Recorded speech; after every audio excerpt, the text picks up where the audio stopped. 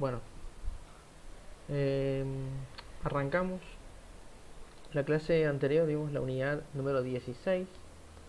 Debido a que todavía no tenía nada preparado de esta, me habían avisado muy digamos, a destiempo, que tenía que reemplazar al profesor Héctor. Así que ahora vamos a ver la unidad 15 y con esto ya daríamos finalización a todos los temas del cursado. Si no me equivoco, la clase que viene vamos a tener un repaso de todas las unidades de forma muy generalizada, pero bueno, vamos a dar una especie de repaso. Así que bueno, porque ya se les avecina el examen final, si no me equivoco, sería dentro de 2 semanas después del repaso. Bien, lo que vamos a ver en este tema va a ser planta de tratamiento de crudo, ¿sí? Todo lo que es la famosa PTC. Inclusive también vamos a ver el proceso de desalación del crudo de forma también generalizada. Y luego los dos métodos de entrega que existen para poder vender el crudo. Les recuerdo, si tienen alguna duda, me consultan, no hay ningún tipo de problema. Y ahora, la clase pasada no lo hice porque tenía el video de entrega, pero ahora sí estoy filmando la clase, la estoy grabando, así que la voy a subir a YouTube. En cuanto la tenga lista, le paso el enlace al profesor Héctor, así se los comparte. Bien, entonces, en primer lugar, antes de entrar a lo que es la planta de tratamiento de crudo, vamos a hablar un poco de las condiciones de venta del crudo. Nosotros sabemos que cualquier tipo de crudo que se va a vender tiene que respetar una serie de condiciones impuestas en su mayoría por básicamente el comprador. Estas condiciones, en el caso de la zona mendocina, son contenido de agua menor al 1% y contenido de sales menor a 100 gramos por metro cúbico de sales. O sea, por metro cúbico de lo que sería la solución total. Son 100 gramos de sales por metro cúbico de solución. Siempre el contenido de sales nosotros los medimos en forma de cloruro de sodio, es decir, medimos directamente el cloruro de sodio, que es la sal más común. Si esa sal está por debajo de este valor, quiere decir que el resto de las sales, al estar en menor presencia, también van a estar por debajo de este valor. Bien, el contenido de agua nosotros lo regulamos siempre con lo que nosotros conocemos como la batería, ¿sí? Es decir, este circuito en el que nosotros tenemos una serie de separadores y un tanque cortador para poder separar el agua del petróleo. Mientras que el contenido de sales nosotros en la batería no lo podíamos separar. Nosotros las sales las extraemos en la planta de tratamiento de crudo. Entonces podemos resumir y decir que la función principal de la planta de tratamiento de crudo es desalar el petróleo, es decir, quitarle todo tipo de sales, o al menos, no en su mayoría, o sea, no, perdón, no en su totalidad, pero sí teniendo como resultado un petróleo que tenga por debajo de 100 gramos por metro cúbico de sales en forma de cloruro de sodio, siempre. Bien, entonces, perdón. Entonces, una vez visto la batería, que eso es la unidad anterior a esta, nosotros lo que tenemos es una playa de tanques. La playa de tanques está conformada, como pueden ver, por exclusivamente 3 tanques. El primer tanque, conocido como el tanque lavador, que es el que nosotros vamos a estudiar en detalle en esta unidad, ¿sí? Este tanque lavador tiene la particularidad de que me permite desalar el crudo, y además del tanque lavador tenemos los tanques de almacenaje, ¿bien? Es decir, tanques un poco más grandes que su función principal y su única función es la de almacenar crudo, ¿bien? Para luego poder venderlo. Estos tanques también son conocidos como tanques de entrega, en su mayoría, pero su función principal es la de almacenar el fluido. Fíjense que uno de los tanques de almacenaje tiene una particularidad, y es que dice tanque de almacenaje y tanque lavador, ¿sí? No sé si lo alcanzan a ver.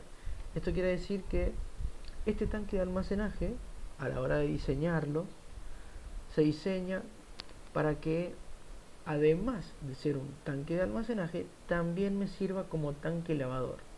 ¿Por qué? Bueno, muy simple. Porque en caso de que mi tanque lavador principal, que es el tanque 3 que tenemos allí, supongamos que entra en mantenimiento, eso quiere decir que yo no voy a poder operar con este tanque durante un cierto periodo de tiempo hasta que lo dejen en especificaciones. Mi producción no la puedo parar porque tengo un tanque que no está funcionando. Como la producción petrolera siempre funciona durante las 24 horas del día, es importante, ¿bien? Es importante que uno de los tanques de almacenaje de la planta de tratamiento de crudo se diseñe para también servir como tanque lavador, solo en caso de que el tanque lavador principal no pueda utilizarse por X motivo, ya sea mantenimiento o puede darse que se haya producido una ruptura. Bien, repitiendo un poco las especificaciones de compra que había mencionado anteriormente, donde les dije que siempre tenemos un 1% de agua máximo y un máximo de 100 gramos por metro cúbico de sales. La pregunta es, ¿por qué mi comprador, supongamos en el caso de Mendoza, sería en su gran mayoría refinería Luján de Cuyo? Bien, es el lugar que tiende a comprar los hidrocarburos de la provincia. Bien, refinería, ¿por qué me especifica estos porcentajes de agua y esta cantidad de sales máximas? Bien, esto se debe a que por encima de estos valores, el fluido, supongamos que ellos reciben un petróleo con 2% de agua y con 150 gramos por metro cúbico de sales, ¿sí? Es más de lo que especifica el comprador. Si este fluido lleva estos excedentes de agua y sales, puede producir rupturas en los equipamientos de refinería. Eso quiere decir que básicamente mi comprador especifica esto porque en cierta manera sus equipos pueden llegar a fallar de forma catastrófica frente a porcentajes más altos de cualquiera de estas especificaciones que nombré, tanto porcentaje de agua como cantidad de sales, ¿sí? Además, veámoslo desde la parte económica. ¿Qué sentido tiene que el comprador a mí no me imponga ningún porcentaje máximo y yo, por ejemplo, siendo el vendedor, le vendo petróleo con 50% de agua? Bien, ellos me van a estar pagando en realidad un petróleo que la mitad de ese petróleo no es petróleo.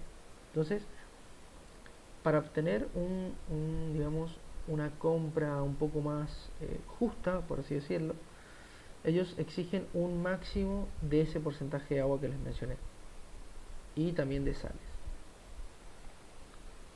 ¿Alguna pregunta antes de que sigamos? Les recuerdo que yo hago, o sea, vamos a ir hablando y cada vez que veamos un par de diapositivas les voy a ir preguntando si tienen dudas para que tratemos de resolverlas en ese momento.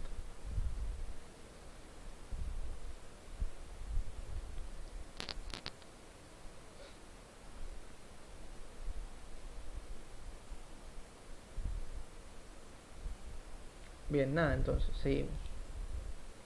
Bien, como les había dicho, entonces, estas eran las especificaciones del comprador.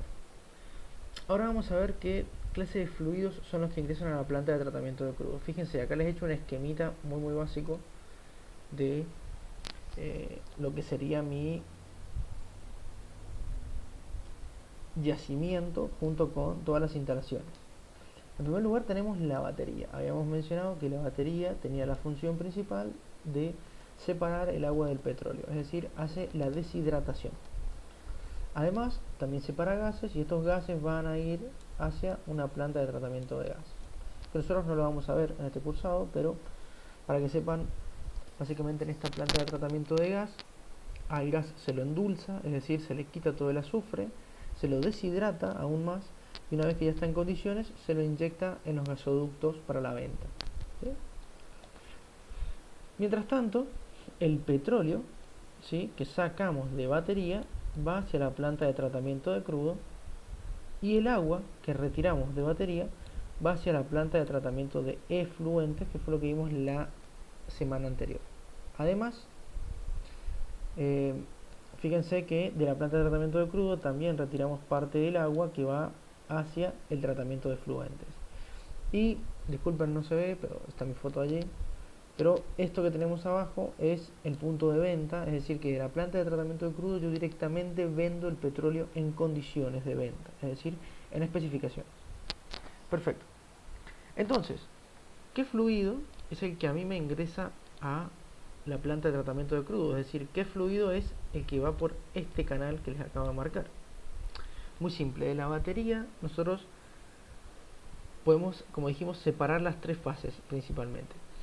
De batería, lo que llega hacia la planta de tratamiento de crudo es el fluido, petróleo en su gran mayoría, con un porcentaje de agua muy mínimo, que alcanza por lo general 4 o 5%, y un alto contenido de sales. Si bien las sales han disminuido su porcentaje, porque la gran mayoría de sales se van con el agua, ¿sí?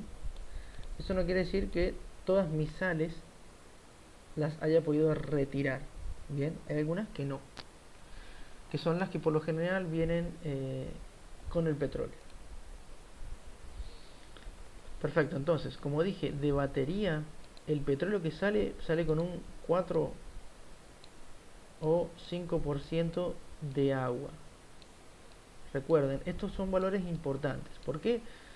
Porque en batería yo puedo colocar un medidor o puedo realizar ensayos para poder determinar si mis separadores están funcionando bien o mal. El máximo permitido es este, 4 o 5% de agua, ¿sí? Si yo mido un porcentaje de agua mayor a la salida de batería, que básicamente es la entrada a la planta de tratamiento de crudo, quiere decir que mis separadores o mi tanque cortador o cualquiera sea el elemento que yo tenga en batería está funcionando mal. ¿Por qué? Porque el máximo permitido para ingresar a la planta de tratamiento de crudo es de 4 o 5% de agua. Si yo tengo un 10%, definitivamente ahí hay un excedente de agua y puede deberse a que los aparatos que yo tengo en batería estén funcionando mal. ¿Sí?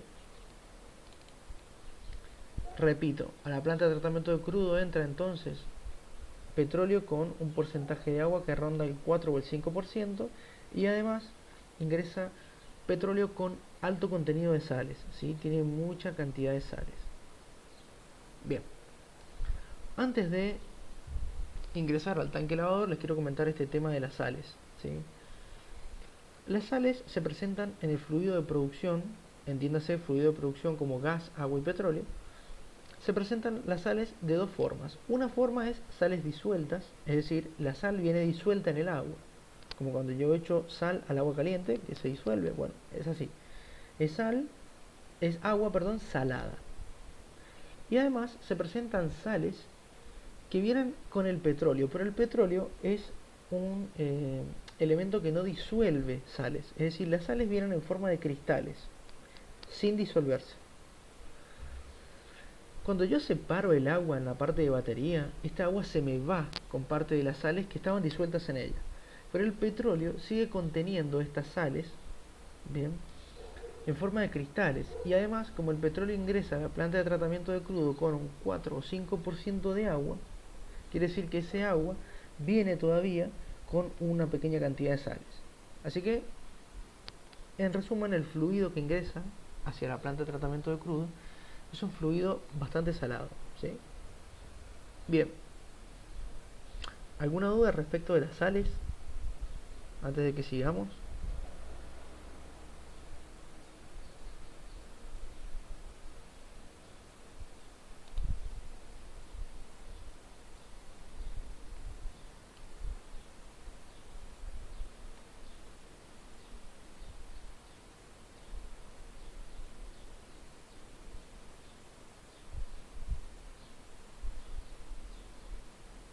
Bien, seguimos entonces.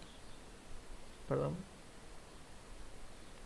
Bien, entonces vamos a ver ahora un poquito cómo es el tanque lavador. Con Héctor han visto en batería lo que es un tanque cortador, ¿sí? Bien. Ahora vamos a ver lo que es un tanque lavador. El tanque cortador, que si bien es muy similar al tanque lavador, presenta una serie de diferencias, ¿sí?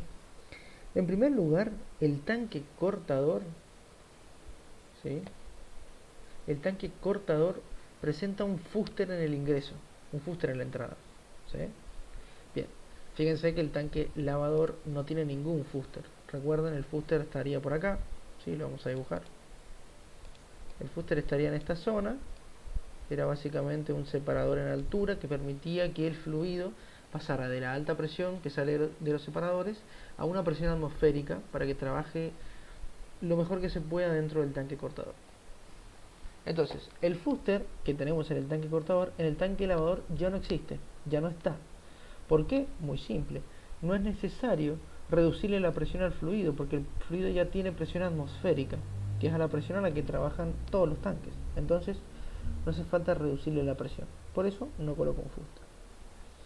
Otra particularidad que presenta el tanque lavador frente al tanque cortador es que el lavador posee dos entradas, ¿sí? Si bien yo acá no las he dibujado, les pido disculpas, pero acá posee otra entrada de fluido, ¿sí? El tanque lavador. Esta entrada se debe a que, ahora vamos a explicar cómo funciona, pero el tanque lavador necesita trabajar con agua dulce, que yo le tengo que agregar aparte. Entonces, sí o sí necesito una entrada, una para el petróleo que acaba de salir de batería y otra para el agua dulce. Aún así, también posee dos salidas, como el tanque cortador, una salida de petróleo que se da en la parte superior y una salida de agua que se da en la parte inferior del tanque, ¿sí? Con su sistema de purga, etcétera, etcétera, que ahora lo vamos a explicar. Entonces, ahora les voy a explicar el funcionamiento del tanque lavador y dentro de este tanque lavador vamos a explicar cómo es el proceso de desalación. Bien, en primer lugar, fíjense, el fluido ingresa hacia... Ahora les voy a dibujar la entrada, discúlpenme, no la había dibujado, pero se las voy a dibujar acá. Bien. Esta sería la entrada de petróleo, supongamos. Bien. Entonces, ¿cómo funciona? El petróleo ingresa por esta parte, ¿sí? Ingresa por acá hacia la parte inferior del difusor. El difusor es, para que se den una idea, básicamente una especie de colador muy grande. ¿Bien? Es una placa que presenta la forma que ven allí. Y además esta placa tiene unas pequeñas rendijas. En estas rendijas el petróleo se puede colar por estos agujeros y de esta forma sale hacia la parte superior como pequeños canales, ¿sí? Esto favorece a la desalación porque el agua dulce puede actuar mejor en estas pequeñas trazas, es decir, estos pequeños hilos de petróleo, y no en un cuerpo o un volumen muy grande de petróleo. Entonces el difusor cumple la función de difundirme justamente todo el fluido que va ingresando hacia el tanque lavador, para que de esta forma el proceso de desalación sea correcto, sea mucho más rápido y sea mejor inclusive. Fíjense que abajo también tengo el ingreso de agua dulce, ¿bien? Como les había mencionado anteriormente. Por esta entrada, evidentemente, va a ingresar el agua dulce que yo voy a tratar, que yo voy a utilizar para desalar el crudo. Bien, les repito, es agua dulce, bien, agua dulce, agua potable, totalmente consumible, no hay ningún tipo de inconveniente. Bien, el petróleo va a ir subiendo junto con el agua dulce por acá, bien, y a medida que va avanzando de forma muy lenta hacia la superficie, todo gracias a las fuerzas de gravedad, es decir, todo gracias a la acción gravitacional, los más livianos se van hacia la parte superior, mientras que los más pesados se quedan en la parte inferior. El petróleo es el más liviano, así que tiende a subir, mientras que el agua, al ser más pesada, se tiende a quedar abajo. El petróleo, al ir subiendo por esta masa de agua, va entrando en contacto con el agua dulce, y el agua dulce le quita las sales al petróleo. Ahora vamos a ver por qué. Entonces, a medida que sube hasta una parte determinada en la cual el petróleo ya es prácticamente puro, ya no tiene agua y no tiene casi sales. Entonces yo lo puedo retirar por la parte superior. Fíjense, ¿por qué coloco el petróleo, la salida de petróleo en la parte superior y no acá? Bueno, muy simple, porque el petróleo más puro se va a encontrar arriba de todo, es decir, es el petróleo más liviano, por ende el petróleo que tiene menos cantidad de agua, y a su vez es el petróleo que más tiempo ha tardado en subir, por lo tanto ha perdido mayor cantidad de sales. Entonces siempre el petróleo se saca por la parte superior. El agua ¿Por dónde la saco? El agua la saco por la parte inferior. ¿Por qué? Por la parte inferior y no por acá. Por lo mismo que el petróleo. El agua más pura va a estar en la parte inferior porque va a ser el agua más pesada, es decir, la que tiene menor porcentaje de petróleo. Y además es el agua que posee mayor cantidad de sales. Así que la retiro por la parte inferior. Fíjense que por la parte inferior tenemos un sistema de purga en muchos tanques, en otros tanques no hay sistemas de purga, pero ¿para qué sirve este sistema? Fácil. Yo tengo acá una especie de rosca, tornillo sin fin, donde al subir o bajar esa rosca, yo lo que hago es subir y bajar esta salida de agua. Al subir y bajar esta salida de agua, puedo controlar a través de las presiones el nivel de agua del tanque. Bien. ¿Por qué es importante controlar el nivel de agua del tanque? Porque siempre el tanque debe tener 1/3 de agua y 2/3 de petróleo. Siempre. Bien. Básicamente esos son los niveles que manejan los tanques para funcionar de la forma correcta. ¿Sí?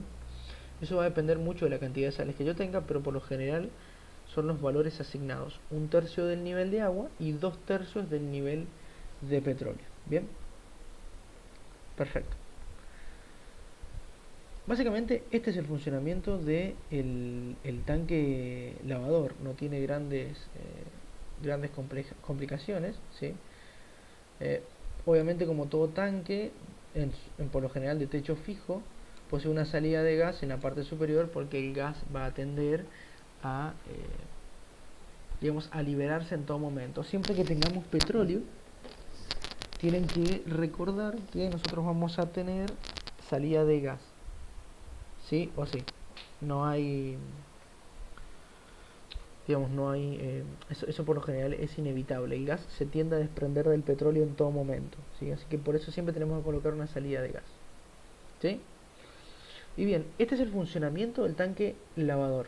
No tiene grandes complicaciones, ¿sí? Funciona prácticamente igual que el tanque cortador. Consiste en dejar el fluido en reposo y que de esta forma vaya perdiendo, en el caso del cortador, pierda el agua, y en el caso del lavador, pierda agua, y a su vez, como es agua dulce la que yo le he metido, me quite las sales del petróleo. Y ahora vamos a hablar un poquito respecto de, digamos, esta pérdida de sales del petróleo. ¿Cómo funciona? Muy simple. Yo tengo agua dulce, yo le agrego al petróleo agua dulce, por eso se llama tanque lavador, porque literalmente estoy lavando al petróleo con agua, ¿sí? Con la única particularidad es que el agua tiene que ser sí o sí agua dulce, no queda otra. ¿Bien? Perfecto. Entonces, ¿por qué agrego agua dulce? Miren, por algo que se llama, yo lo que intento lograr con mi agua es agregar o generar lo que se conoce como gradiente de salinidad. Ahora se los escribo. ¿Sí? Se los voy a escribir acá. Gradiente de salinidad. ¿En qué consiste? Básicamente meter o agregar un fluido dulce, un fluido que no posea sales, ¿sí? Y en el cual las sales sean muy solubles, es decir, yo las pueda disolver. Qué mejor que el agua, ¿no? El agua es ideal. Entonces yo al ingresar agua dulce, este agua que tiene capacidad de disolver las sales, atrae las sales del petróleo, las envuelve y las disuelve. Entonces ahora pasamos de tener agua dulce a tener agua salada. ¿Por qué no utilizo agua salada para el tratamiento en vez de un agua dulce? Porque el agua salada tiene menor gradiente de salinidad. Es decir, es mucho más fácil salar agua dulce que salar agua que ya está salada. Bien. Es más, fíjense, ustedes agreguen sal de forma indeterminada a agua dulce, ¿sí? La pueden ir revolviendo y va a absorber sales, pero a medida que el agua sea cada vez más salada, pierde esa absorción, pierde esa solubilidad. Es decir, vamos a tener sales que ya no se van a poder disolver. Bien, eso quiere decir que ha perdido su gradiente de salinidad. Simplemente por esto el tanque lavador funciona con agua dulce, no tiene nada más. Es así de simple. ¿Bien? Yo inyecto agua dulce, lavo al petróleo, es decir, expongo al petróleo a esta agua dulce, la cual me va a quitar las sales del petróleo, y una vez que se separó el agua del petróleo, puedo sacar el petróleo sin sales y prácticamente sin agua, y el agua dulce, que ahora es salada, la retiro por la salida de agua. Bien, tengan en cuenta que el ingreso y egreso de fluido se produce todo el tiempo, es decir, yo todo el tiempo estoy introduciendo petróleo salado y sacando petróleo en condiciones, y a su vez todo el tiempo estoy ingresando agua dulce y sacando agua salada. Bien, ¿alguna duda respecto del funcionamiento del tanque lavador y del proceso de desalinización?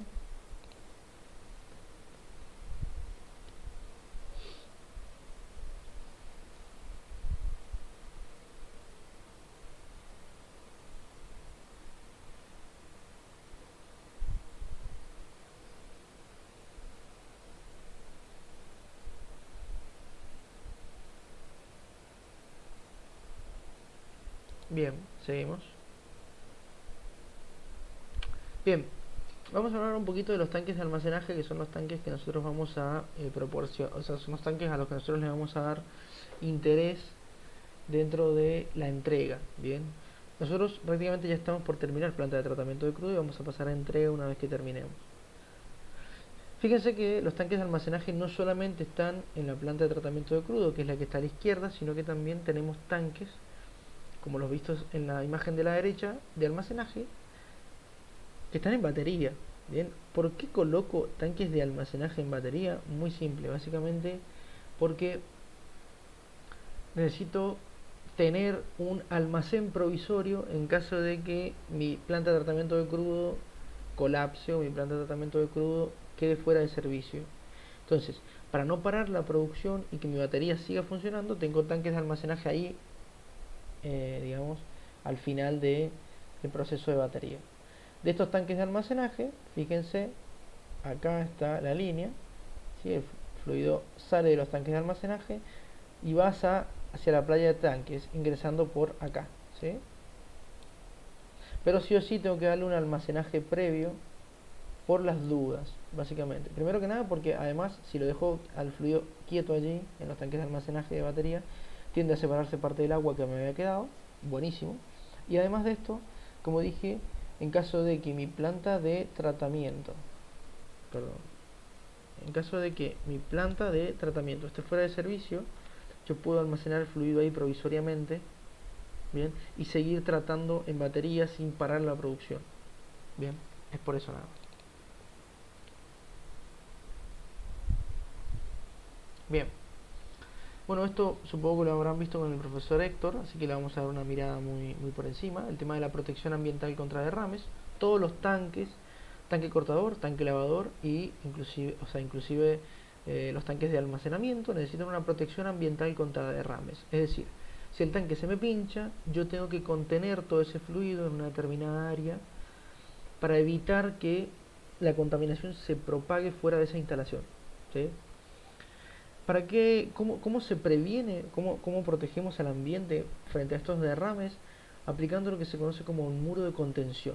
El muro de contención consiste en una especie de pared, una especie de muro que puede rodear a un tanque o a varios tanques, depende, y que tiene la capacidad de contenerme el volumen de ese tanque en caso de derrame. Estos muros pueden ser de cemento, como también pueden ser de tierra removida, es decir, montículos de tierra, pero obviamente que el más protector dentro de estos dos es el muro de contención de hormigón o de cemento.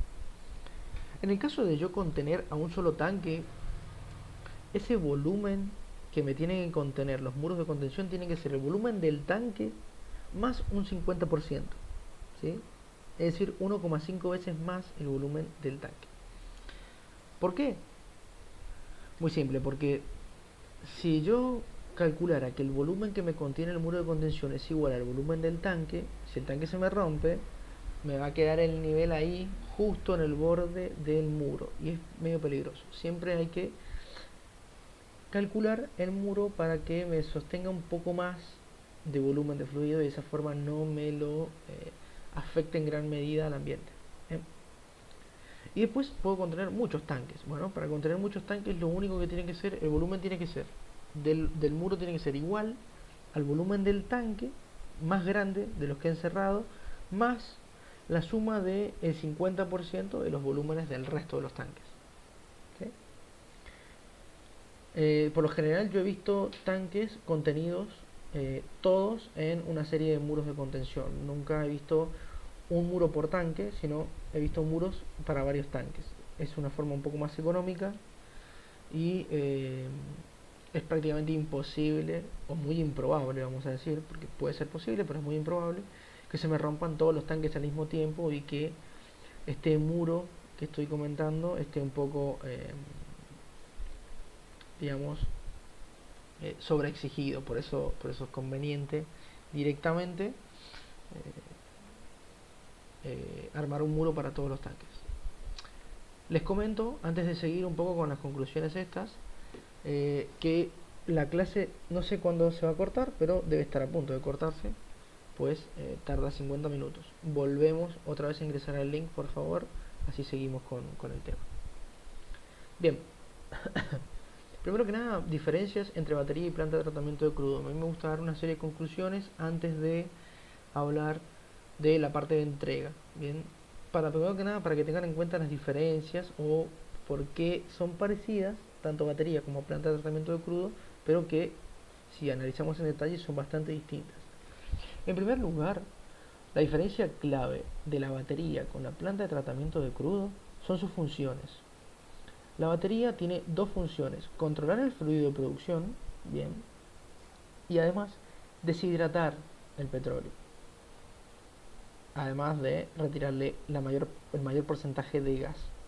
Mientras que la planta de tratamiento de crudo tiene otras funciones aparte. En primer lugar, desalar el crudo. Es la planta o es la zona que me permite retirarle las sales al crudo, cosa que en batería no hacía. Y además, la planta de tratamiento de crudo posee los tanques de entrega para yo poder vender el petróleo. Bien, en especificaciones, por supuesto. Es así de simple. Estas dos diferencias, digamos, conceptuales, son muy importantes. ¿Por qué tenemos batería y planta de tratamiento de crudos separadas? Pueden estar juntas, una al lado de la otra, pero son dos instalaciones separadas. Entonces se debe a que cumplen funciones distintas. Bien. Además de esto, para poder reconocer una batería y una planta de tratamiento de crudo, las baterías tienen separadores. Bien, además de tanques, poseen separadores. Mientras que la planta de tratamiento de crudo no, solamente posee 3 tanques. ¿Sí? Un poco más, un poco menos a veces en esta cantidad, pero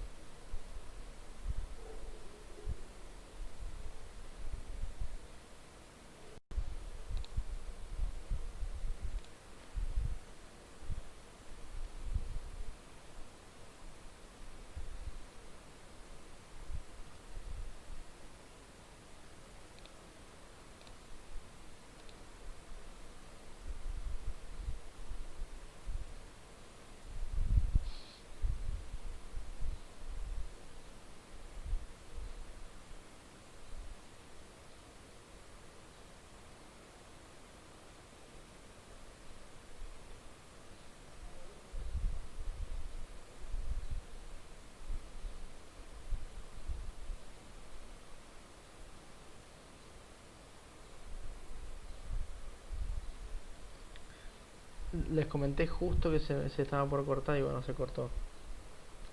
Esperamos que ingresen los otros compañeros y seguimos.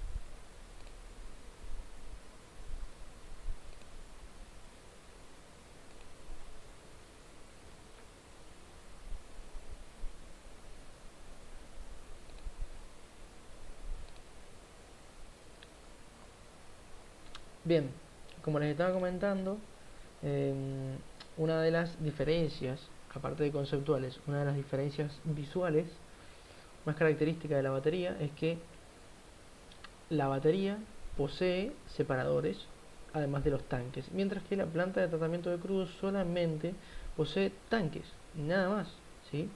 ¿Y cómo me doy cuenta cuál es el tanque cortador y lavador? Ya lo mencionamos, el cortador va a poseer fuster, mientras que el lavador posee una entrada más, ¿bien? Esa es la gran diferencia.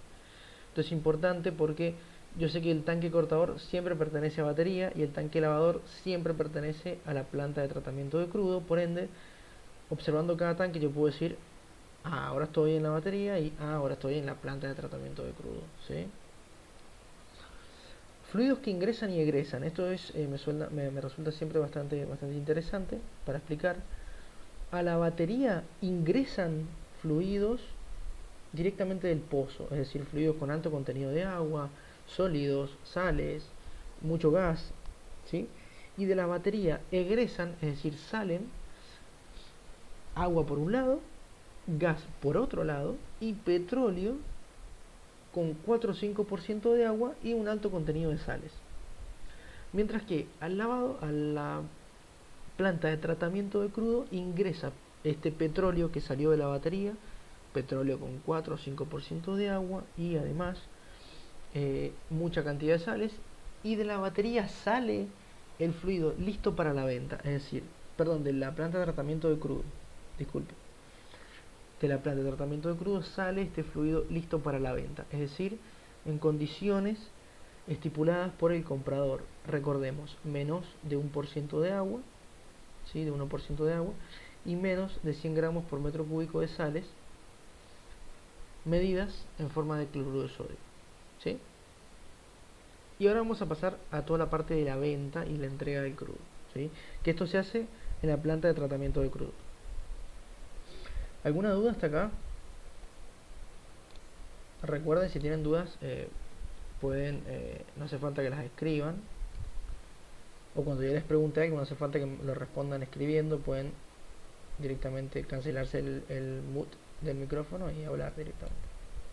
Bien, entonces vamos a pasar a la parte de entrega de crudo, ¿sí? Perfecto.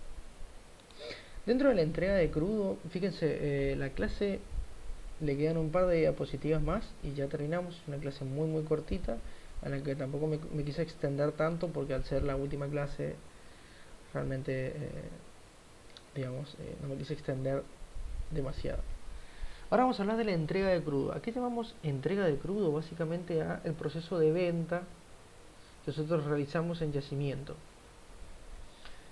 La venta es del crudo nada más, ¿sí? El gas sí se vende, pero se vende de otra manera. Y el agua directamente no se vende, sino que se, como vimos la semana pasada, se reinyecta en las capas para ayudarme a perforar y además evitar contaminación. Dentro de la entrega de crudo, nosotros tenemos básicamente dos métodos. El método de entrega por tanques, que es básicamente un método manual, entre comillas, ya vamos a ver cómo funciona, y un método de entrega por unidades automáticas o unidades LACT. LACT son las siglas, unas siglas en inglés.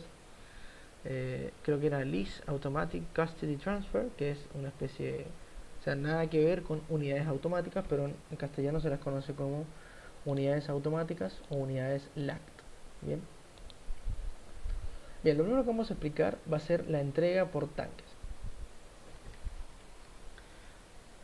¿En qué consiste esto de la entrega? En primer lugar, yo para poder entregar o vender petróleo lo que tengo que hacer es verificar si están en condiciones de venta el petróleo. Es decir, tengo que realizar una serie de medidas y con estas medidas determinar porcentaje de agua, cantidad de sales, cantidad de sólidos e inclusive cuánto petróleo realmente tengo, calcular lo que se conoce como el volumen seco-seco, que ya vamos a ver lo que es decir, el volumen de petróleo, sin cantidad de agua, sin sales, sin sólidos, sin nada, la cantidad de petróleo justa que tengo, y eso es lo que yo voy a cobrar después, ¿sí? Eso es lo que vendo.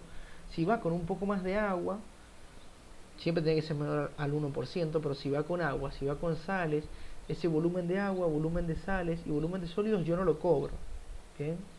Yo cobro el volumen de petróleo, nada más. Es por eso que la entrega por tanques consiste en, como yo digo, me gusta decirle, es un método tipo manual, es decir, es un método en el cual yo tengo que realizar mediciones en los distintos tanques para poder determinar la cantidad de petróleo que voy a vender, y una vez determinada la cantidad de petróleo que tengo y si el petróleo está en condiciones de venta, se bombea hacia, digamos, el punto de entrega, que en este caso sería Refinería Luján de Cuyo, por ejemplo, hablando de Mendoza.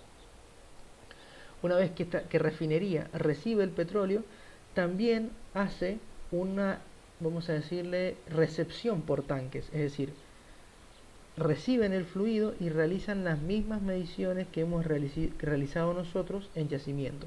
¿Para qué? Para corroborar que lo que nosotros le estamos vendiendo y lo que nosotros decimos en las hojas de cálculo es cierto. ¿Eh? ¿Por qué se hace esto? Muy simple, muy simple.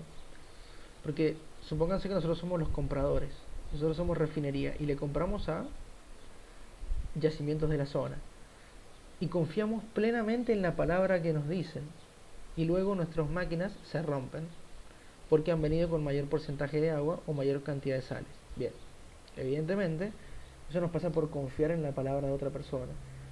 Dentro del mundo petrolero, si bien obviamente todo está regido por contratos, para corroborar que la otra persona, porque a ver, puede que la otra persona nos haya mentido y haya medido eso, y nosotros después en la recepción por tanques medimos otros valores distintos, ¿sí? Entonces ahí entramos en un problema, ¿sí? Porque él midió bien, tal vez sacó una muestra mala, ¿sí? Y midió y se fió de esa muestra, y luego eso llevó a que midiera las cosas mal, ¿sí? A que no fueran las correctas, y estropeó nuestros dispositivos. Es por eso que, digamos, cuando hablamos de entrega por tanques, vamos a ver que siempre se hace una doble medición, es decir, una medición a la hora de la venta y una medición la gente que compra. Bien, perfecto. Y ahora vamos a ver qué mediciones son las que se realizan, ¿sí? Para digamos, para estar en situación. Lo primero que hacemos es medir el nivel de fluido que yo tengo. ¿A través de qué dispositivo? De lo que se conoce como cinta y pilón. ¿Bien? La cinta y pilón.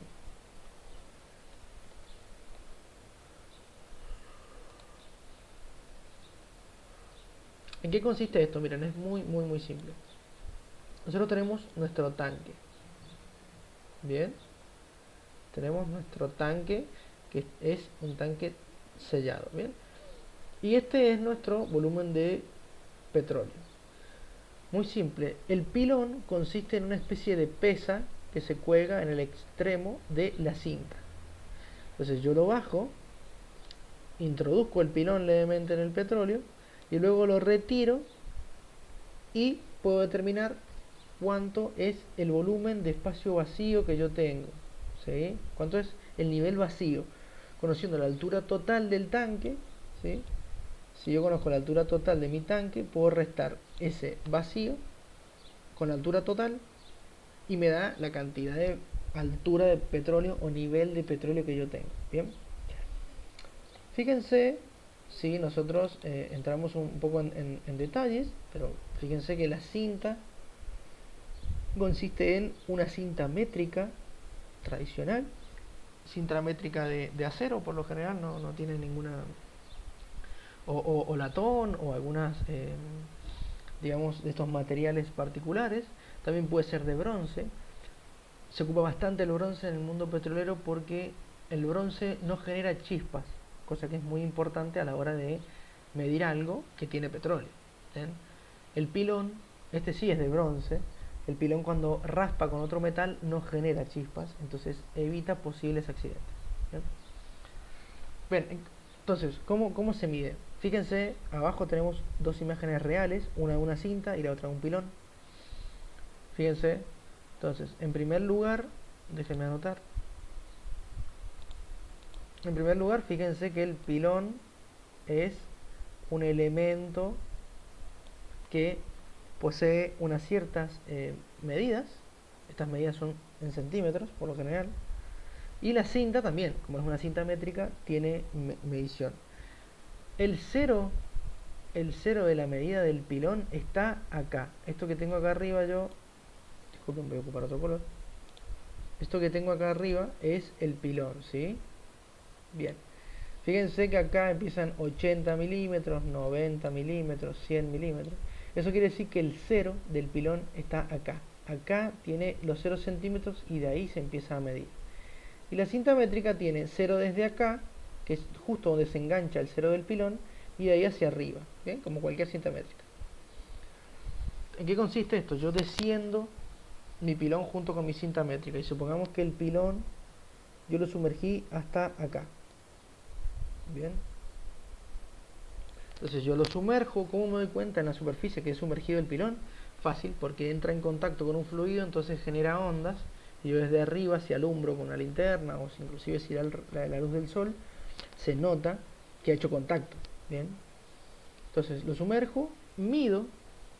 Ahora sí, permítanme dibujar acá, en esta pequeña zona. ¿Sí? Este sería mi tanque, acá tengo mi nivel de fluido y acá está el techo del tanque. Bien. Entonces, yo tengo mi cinta que la introduzco por el agujero que es la boca de medición. ¿Sí? No les dije eso, pero se introduce por la boca de medición. El pilón se sumerge un poco y acá arriba el operario que está midiendo mira con respecto a una pequeña marca que se encuentra en el techo y ahí mide, por ejemplo, 1,55 m, es decir, 155 centímetros. Bien, disculpen, 155 centímetros. ¿Sí? Bien, una vez que lo saco, tengo que medir cuánto es, digamos, cuánto es lo que yo lo he sumergido y restárselo a esos 155 centímetros. Bien.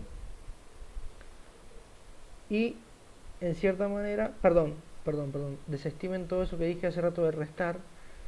Consiste en, básicamente, a esos 155 centímetros le sumo todo lo que no se ha sumergido. Porque recordemos que llegaba hasta el cero ahí, pero de ahí en adelante teníamos la cuenta del pilón. ¿Sí? Entonces, ¿en qué consiste? De vuelta, pilón junto con la cinta, sumerjo parte del pilón y mido de arriba cuánto me marca la cinta. Supongamos 155 centímetros. Retiro, ¿bien? Y ahora mido la parte del pilón que no se ha sumergido, ¿bien? ¿Se entiende más o menos? Entonces, mido eso más los 155 centímetros y eso es el nivel vacío de petróleo. Recordemos, es el nivel vacío, es lo que yo tengo acá, que no es el nivel de petróleo, es el nivel vacío. ¿Sí? El nivel de petróleo es el nivel, la altura total menos mi nivel vacío, y eso me da el nivel de petróleo. Bien. ¿Para qué me sirve la medición del nivel? Muy simple, para poder medir el volumen de fluido que yo tengo dentro. ¿Cómo? Muy fácil. Una vez que el tanque se fabrica, el fabricante a mí me da una tabla que dice que por cada unidad de longitud, supongamos cada 1 centímetro de altura, el tanque tiene 2 litros de fluido. Entonces si yo tengo, no sé, el tanque mide 10 metros y yo tengo 2 metros de vacío, eso quiere decir que tengo 8 metros. Entonces 8 metros multiplicado por la cantidad de fluido que yo tengo por metro me va a dar el volumen total de líquido que yo tengo. Esto es el volumen total de líquido, es decir, de petróleo y de agua, pero no de petróleo. Para el volumen del petróleo tengo que con este nivel sacar una muestra, llevarla al laboratorio, ver cuánto porcentaje de agua tengo, después restárselo, hacer una serie de cálculos y demás que me van a dar el volumen de petróleo. ¿Se entendió cómo mido el volumen de fluido que yo tengo dentro? ¿Alguna duda al respecto?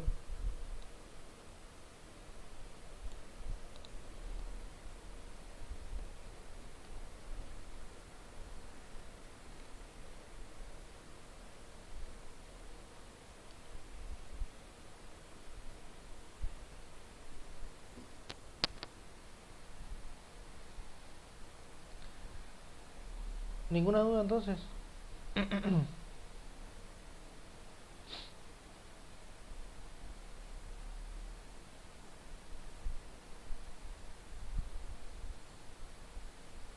Bueno,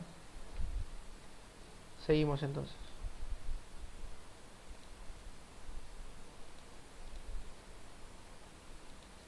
Bien, una vez explicado la cinta y el pilón, que sirven para poder medir volumen, vamos a hablar del termómetro. A ver, el termómetro en primer lugar no tiene ninguna complejidad, es simplemente un termómetro, es decir, puede medir temperatura como cualquier termómetro de bulbo que se llama, que es el termómetro este que nosotros conocemos de mercurio, ¿sí? Un termómetro de mercurio, no tiene gran complejidad. ¿Qué particularidad tiene este, este termómetro? Es básicamente el armazón que posee. Fíjense, está acá. Este termómetro tiene una pequeña cubeta en la parte inferior, que está justo acá en la imagen, se puede alcanzar a ver, es una cubeta, bien, y el termómetro iría acá, un paradito. Posee un pequeño ojal en el cual yo engancho un cordel, una soga, y con eso introduzco el termómetro hacia el fluido, ¿sí? ¿Para qué es esta cubeta? Ahora lo vamos a explicar cuando expliquemos el procedimiento. Miren, ahora yo tengo el tanque, supongamos que este es mi tanque, ¿sí? Y tengo fluido hasta acá. ¿Cómo funciona la medición de temperatura? Muy simple. Primero que nada, esta medición, el termómetro se introduce al tanque antes de hacer la medición de nivel que expliqué hace ratito, ¿sí? Es decir, yo introduzco el termómetro por la boca de muestreo, bien, en la boca más grande para que justamente pase este pequeño, digamos, este pequeño vaso que posee el termómetro. Entonces, una vez hecho esto, el termómetro lo desciendo hasta el interior del líquido, hasta el seno del líquido, bien, hasta la parte media, un poquito más abajo, si puede ser. Una vez que introduje el termómetro, la gente que está en el techo del tanque empieza a realizar la medición de nivel, mientras el termómetro está allí, introducido en el líquido. ¿Por qué se introduce en el líquido el termómetro? Muy simple. Para que realmente me mida la temperatura correcta, ¿sí? Es decir, yo lo introduzco y lo dejo ahí un rato, cosa de que me mida la temperatura y se estabilice esa temperatura. Entonces me mida la temperatura precisa, correcta, ¿bien? Una vez que ya medí el nivel, retiré la cinta y el pilón, recién ahí puedo sacar el termómetro. ¿Cómo funciona? El proceso es muy simple. El termómetro se retira de manera muy lenta hacia la parte superior, ¿sí? Se va retirando lentamente, y una vez que el termómetro sale de la superficie, ahí se extrae con la mayor velocidad posible. ¿Para qué? Para evitar que el termómetro cambie su temperatura medida, ¿bien? Y es por esto que justamente está la cubeta esta que yo les estoy mencionando, esta cubeta que se encuentra acá en la imagen, ¿sí? Disculpen, no se alcanza a ver nada. Esta cubeta que yo les estoy mencionando acá, ¿sí? Esta cubeta tiene la capacidad de que yo cuando retiro el termómetro, esta cubeta va llena de fluido, entonces evita que el termómetro, que tiene su bulbo en esta parte, bien, que es el elemento que a mí me mide la temperatura realmente, esté sumergido todo el tiempo en fluido, y de esa forma no me cambie la temperatura, ¿sí? Es así de simple. Bien, ¿para qué evitar de cierta manera, o sea, para qué realizar una medición de temperatura? Muy simple. Porque yo después tengo que calcular el volumen exacto de petróleo, y esto se calcula a través de unas tablas. Y las tablas están a temperatura de 15 grados centígrados. Y el petróleo nunca está a 15 grados centígrados. Entonces tengo que medir la temperatura del petróleo para después, con una serie de ecuaciones, corregir ese volumen, corregir las densidades y hacer todo un cálculo matemático para poder traspasar al petróleo de 35 grados centígrados, por ejemplo, que esté a 35, a petróleo de 15 grados centígrados, y ahí sí puedo con las tablas ver cuánto volumen realmente tengo de petróleo. Bien. Es solamente por eso. No vamos a entrar mucho en detalle, pero que sepan que se realiza la medición de temperatura para poder corregir el resto de las mediciones, ¿sí? Bien. ¿Alguna duda hasta ahora?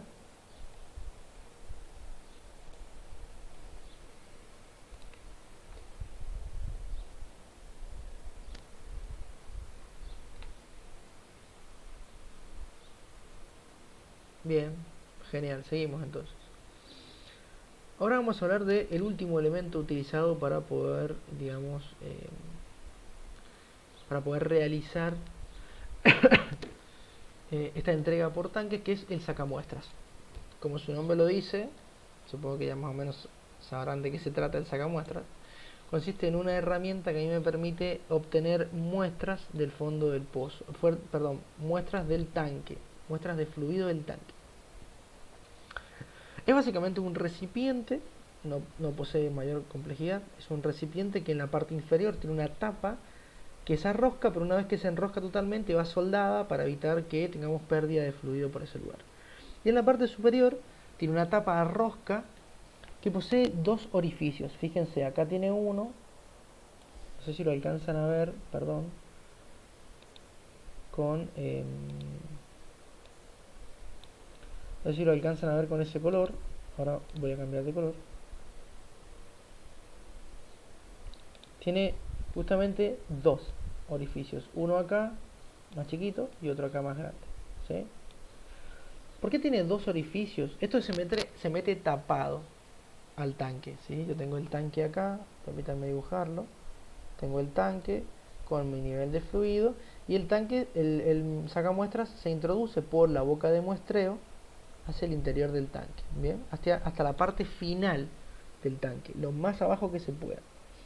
Una vez hecho esto, se empieza a retirar de forma lenta, es decir, empieza a subir de forma lenta, lo más lento que se pueda. ¿Qué pasa? ¿Por qué tiene dos orificios? Esto, como ha estado afuera, expuesto a la atmósfera, está lleno de aire. Ustedes no sé si han visto qué le pasa a un recipiente que está lleno de aire cuando yo lo sumerjo a un fluido. Ese fluido no puede ingresar, ese líquido no puede ingresar al sacamuestras, supongamos, si tuviese un solo agujero, porque no tiene lugar por donde salir el aire que tenía adentro. ¿Bien? Entonces, tiene dos agujeros porque por uno entra el fluido y por el otro sale el aire. ¿Bien? Si tuviese un solo orificio, el fluido no ingresa. No hay forma de que ingrese. Entonces, la muestra sería mala. Y otro detalle, ¿por qué yo retiro el sacamuestra de forma lenta? Muy simple. Lo retiro de forma lenta para que se vaya llenando, o sea, si yo lo retiro de golpe, primero que nada, no se va a llenar del todo el sacamuestra, se va a llenar de una forma muy deficiente. Y segundo, yo no sé si lo retiro de forma violenta y muy rápida, yo no sé si el fluido que viene es de esta zona, o de esta zona, o de acá entre medio, no lo sé. En cambio, si yo lo voy retirando de forma lenta, yo sé que es muy probable que el fluido venga de todos lados. Es decir, que haya ingresado un poquito de fluido a cada una de las alturas. ¿Bien? Me hicieron una pregunta de si se deja un tiempo en el fondo y se saca enseguida. Realmente creo que se saca enseguida. O sea, se introduce, tal vez se lo deja un minuto en el fondo y se empieza a retirar de forma lenta. ¿Bien?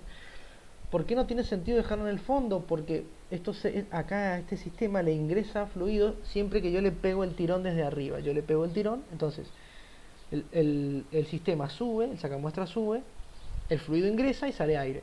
Pero si yo lo dejo quieto, no ingresa fluido, ¿se entiende?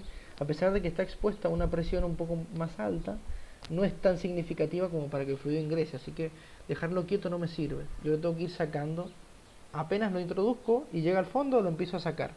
Pero como les dije, de forma lenta. Si yo lo saco de forma abrupta, es decir, de forma muy rápida, tengo el problema de que el sacamuestras sale con la mitad de la muestra y lo peor de todo es que esa muestra no sé de qué lugar vino. ¿Sí? Entonces, para tener una muestra homogénea, es decir, una muestra que sea lo más pareja posible, yo lo retiro lento, el sacamuestras se llena de forma lenta y de esa manera yo sé que tengo una porción de líquido de cada parte o de cada altura del tanque, entonces me da un conocimiento general del fluido. ¿Sí? ¿Quedó claro más o menos cómo funciona el sacamuestras? No sé si respondí a la duda también. Bien, bien. Bien, ¿por qué sacar muestras? Importantísimo. En primer lugar, porque la muestra a mí me permite analizar ese fluido en el laboratorio. Es decir, yo puedo calcular porcentaje de sales, porcentaje de agua, todo de forma bien meticulosa a través de ensayos de laboratorio. Entonces, es importante poder sacar una muestra para de esta manera determinar sales, sólidos y agua de forma precisa. ¿Bien? Hay una cosa particular en el sacamuestras, y es que, ¿por qué a mí me interesa que esté siempre lleno de sacamuestras? Bien, porque la mitad de la muestra, ¿sí? La mitad de la muestra yo la voy a utilizar para laboratorio. Y la otra mitad de la muestra yo la voy a utilizar para guardarla en un envase sellado, ¿sí? Durante un mes. ¿Por qué guardo esto? Muy simple. ¿Se acuerdan que yo les dije que medía en primer lugar en el punto de entrega y después mi comprador medía en su punto de recepción, digamos? Entonces, ¿qué pasa si yo mido 0,5% de agua y supongamos 50 gramos por metro cúbico de sales? Es decir, estoy genial, estoy perfecto. Bien, según mis mediciones, mi fluido está bien, chequeo todo, tanto agua como sales. Bien, después llega al tanque de nuestros compradores y nuestros compradores miden sales y les da 150. Listo, las sales están mal. Y después miden agua y les da 2,5 de agua. Listo, el agua también está mal. Eso quiere decir que o yo medí mal o él midió mal. ¿Cómo hago para corroborar quién midió mal? Ahí es donde acudo a la muestra esta que había guardado. Bien, si yo no hubiese guardado muestra, no hay forma de corroborar quién tiene razón y quién se equivoca.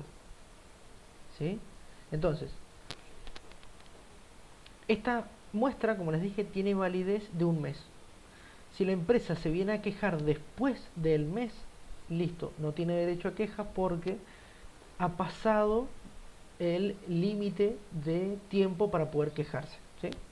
Que es el mes. ¿Por qué? Porque dura un mes la validez de la muestra.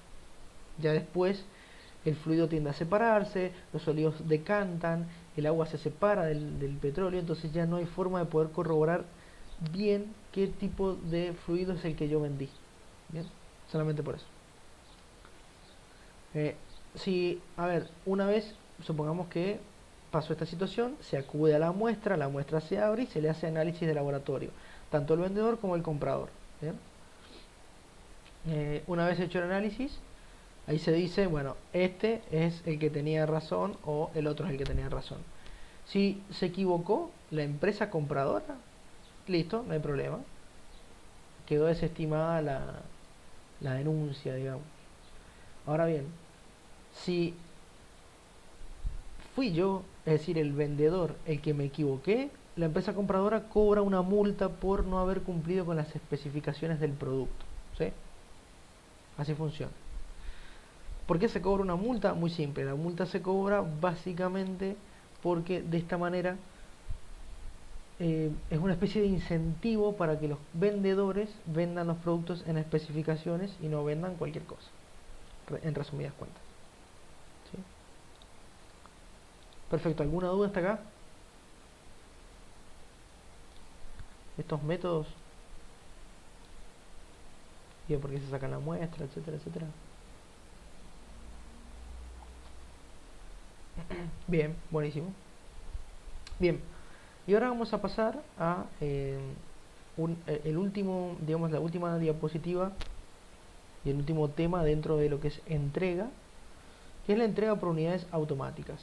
¿Sí? Solamente les voy a dar un pantallazo general, no vamos a ver la unidad automática en detalle porque es una herramienta muy compleja que tiene un montón de medidores y un montón de elementos y inclusive hasta un calibrador que es como el alma de la herramienta, pero no explicárselos es muy engorroso, lleva muchísimo tiempo y no, a fines prácticos no sirve para nada explicárselos. Así que solamente vamos a explicar el concepto de la unidad automática, cómo funciona esta unidad automática y además les voy a mostrar unas imágenes para que vean cómo es una unidad automática.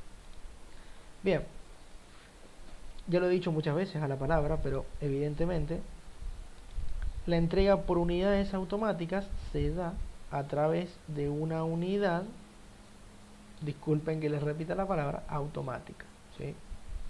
Es decir, es un método en el cual el hombre básicamente no participa, el hombre no tiene ninguna medición, ¿se entiende?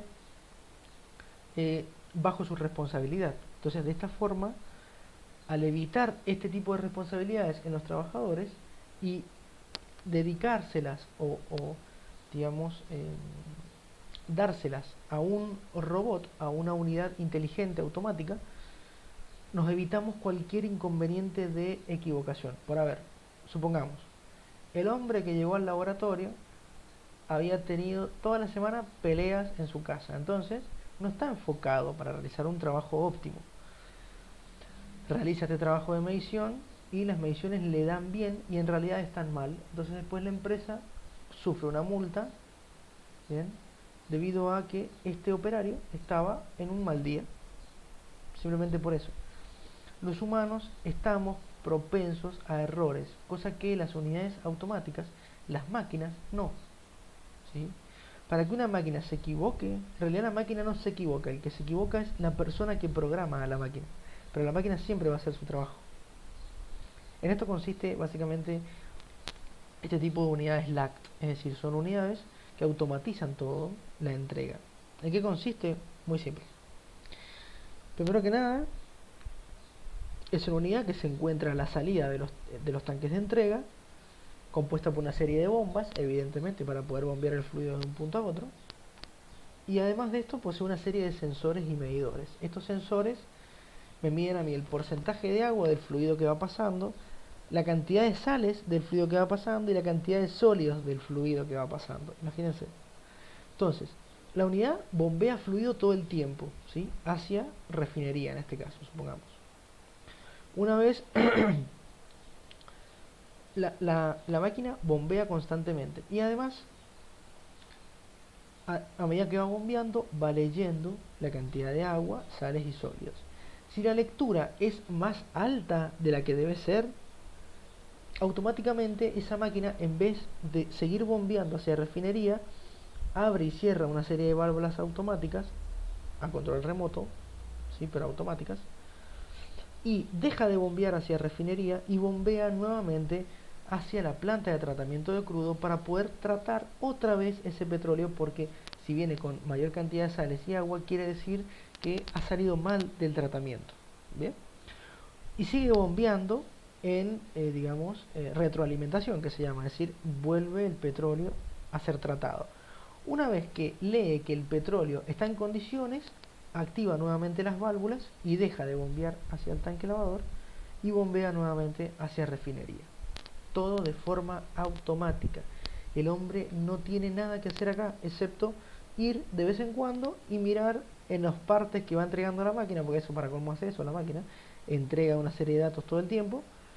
Va y revisa si la máquina ha estado bien, si ha estado mal, si ha tenido algún posible error o si ha saltado algunos volúmenes de crudo. Es más, revisar estos partes le ayuda de darse cuenta de que tal vez, por ejemplo, si yo tenía que bombear 100.000 barriles de crudo a refinería hoy día y pude bombear 10.000 porque 90.000 de esos barriles estaban en malas especificaciones, quiere decir que evidentemente el tanque lavador o el tanque cortador o algo antes de la entrega está funcionando mal, ¿sí? Entonces me ayuda a identificar errores también. El revisar las partes me ayuda a identificar errores, ¿sí? Estas unidades, a ver, cuando yo programo qué porcentaje de agua puede soportar la máquina, por ejemplo, 1% de agua sería el máximo. Si yo me excedo del 1%, hago volver el petróleo para seguir siendo tratado. Por lo general, en vez de colocar 1% de agua, yo lo que hago es colocar menos por ciento de agua, por ejemplo 0,9, 0,8%. ¿Para qué? Para tener ahí un margen de error. ¿Bien? ¿Por qué? Porque la máquina no corta o sea, no corta de forma instantánea el egreso de petróleo. Tarda unos segundos, creo que 30 segundos aproximadamente, en activar y desactivar las válvulas para volver el fluido hacia atrás. Esos 30 segundos son 30 segundos de fluido fuera de especificaciones que seguí bombeando, ¿sí? que tal vez en el conjunto cuando llegan a la refinería no hay problema, pero sí me pueden producir valores erróneos. Entonces para evitar esto se lo configura siempre un poquito por debajo del máximo para tener un margen de error, nada más. La unidad LACT, fíjense lo que dice acá, la unidad LACT está dividida básicamente en dos secciones, una sección que pertenece a la empresa que vende el petróleo y otra sección que pertenece a la empresa que recibe el petróleo, que lo compra. Bien, básicamente las dos poseen medidores, las dos poseen caudalímetros, medidores de presión, medidores de salinidad y medidores de porcentajes de agua, sólidos, etcétera. Entonces de esa forma uno corrobora que está bien y el otro también corrobora que está bien, ¿sí? Para que se den una idea, ahora esto es una unidad LACT. Fíjense por qué no me he decidido a explicar cada etapa, porque si bien esta unidad LACT es muy chiquita, esta que vemos acá abajo, esta unidad LACT es enorme, ¿sí? Algunas unidades LACT llegan a tener alrededor de una o dos habitaciones con muchas válvulas, muchos caños, muchos medidores, etcétera, etcétera. Pero básicamente consiste en eso, un medidor que automáticamente me envía fluido o no, dependiendo cómo esté, qué especificaciones posea. Además de esto, las unidades LACT, acá no se ven, pero me parece que es esto, ¿sí? Poseen unos sacamuestras, es decir, son recipientes que almacenan fluido del que estoy enviando, entonces yo puedo ir, retirarlo, y si tengo alguna duda respecto de la unidad automática, voy en el laboratorio con esta muestra, ¿sí? Y analizo todo en detalle, de forma minuciosa, para ver si la máquina está funcionando bien o está funcionando mal. ¿Bien? Porque ¿cómo puedo yo corroborar si la máquina me está midiendo bien o me está midiendo mal? Muy simple. Comparo las mediciones de la máquina con mediciones que he hecho yo manualmente mediante métodos de laboratorio. Entonces de esa forma puedo definir si, digamos, la máquina está funcionando de forma correcta o de forma incorrecta. Por eso que tiene una serie de sacamuestras para, digamos, evitar errores a la hora de la medición. ¿Sí? Como dije, si bien la máquina tiende a no confundirse, a veces puede haberse desconfigurado o puede haber entrado en algún inconveniente bastante importante de configuración, ¿sí? Y bien, eso es unidad LACT, unidad automática, ¿sí? Consiste en eso, básicamente. No sé si... Bien, y miren, eso sería todo la clase de hoy. No sé si tienen alguna duda. Eh, Les pido, bueno, que me digan el tema de las dudas mientras yo voy... mientras voy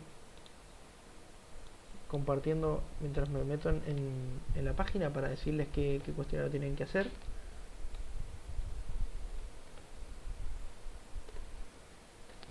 ¿Alguna duda?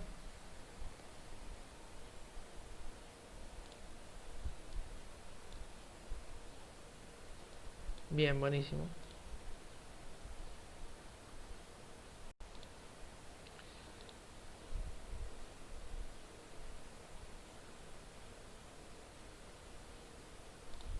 Bien, ahora creo que están viendo el navegador, ¿sí? Me parece. Deberían estarlo viendo. Les voy a comentar más o menos el cuestionario que tienen que realizar. Si no me equivoco es un solo cuestionario. Pero bueno, vamos a revisar. Perdón.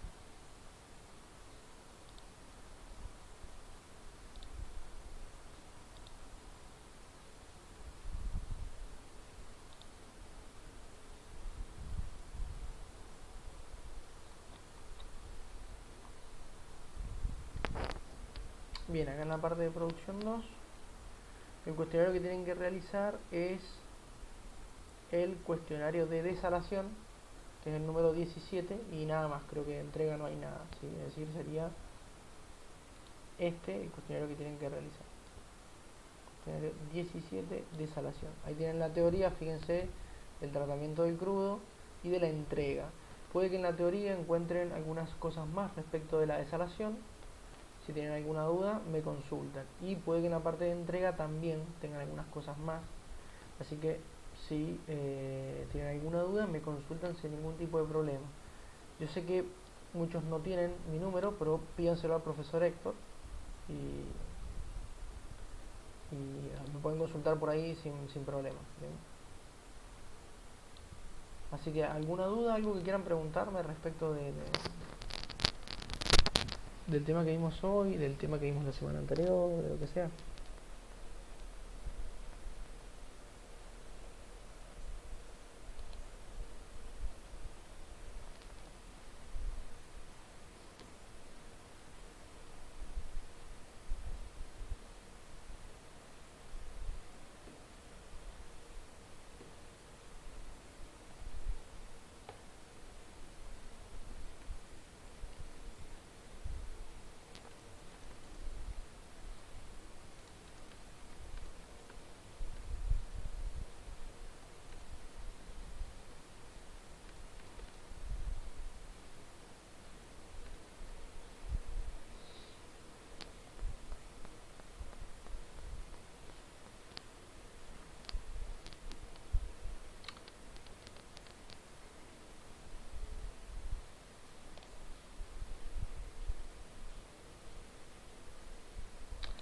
Bien, bueno, si no tienen ninguna duda, nos estaremos encontrando seguramente el lunes que viene, que parece que vamos a tener repaso, así que el lunes que viene es muy probable que tengamos que estar 4 horas intensas repasando, pero bueno, no se hagan problema.